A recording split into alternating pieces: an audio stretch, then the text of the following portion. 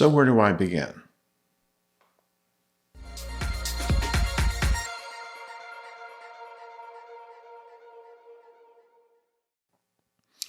Hello out there, I'm the oldest nerd, and in today's episode of Doctor Who, we find that we're dealing in basically two time periods and learning a little bit more about the Weeping Angels.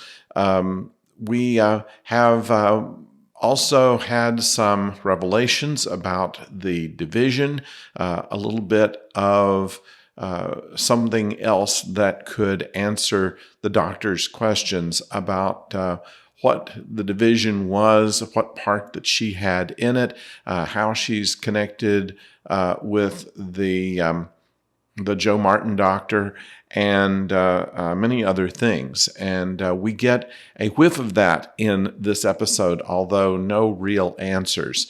We are following We see Claire again. She had met the doctor earlier on in the present day and said that the doctor wouldn't know her yet because they would have met earlier in an earlier time period. And so we expected, as it did happen, that she would have a run-in with a weeping angel that would send her back in time. And it turns out that she's been sent back in time to 1967.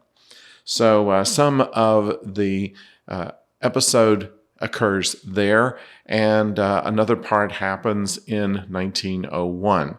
The main push of the story is looking for a 10-year-old girl by the name of Peggy, and she's gone missing and she's being looked for. And so we have mostly Dan and Yaz trying to track her down while the doctor is trying to figure out just what the situation is with the Weeping Angels. And it becomes a cliffhanger at the end, as all of these have been. This time it seems to be even more dire than it was when the TARDIS was about to be taken over by the Flux. Right now the doctor is on her own, and Yaz and Dan are in no position to help her right now, as she is in no position to help them. We'll say that much. We see Azure again, who apparently has something going on that promising people that they can leave the Flux and move into another galaxy. This probably is not the case. We also have something taking place on the planet Bassano, where Bell ended up looking for Vendor, and without giving too much away, they haven't found each other yet. But that's another thing that is continuing to go on. But I think the most interesting here, there was something called quantum extractions. This is something that the doctor knows about, but they haven't shared with us yet as to exactly what quantum extraction is and how the Weeping Angels did that. We learned some more about the division. We learned more about the doctor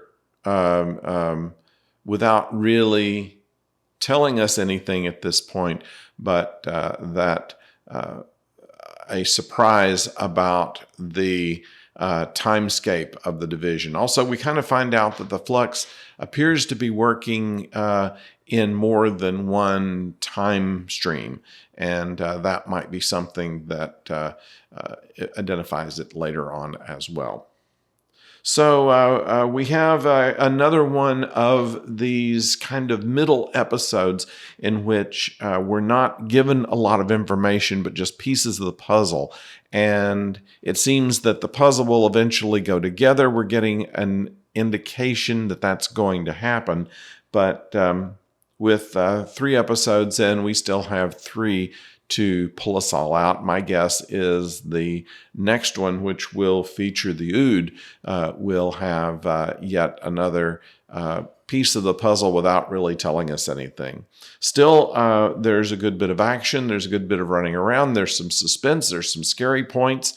And we have more people that are being added to the story. So we're going to have to tie a number of loose ends of a number of people before the Flux series is over with.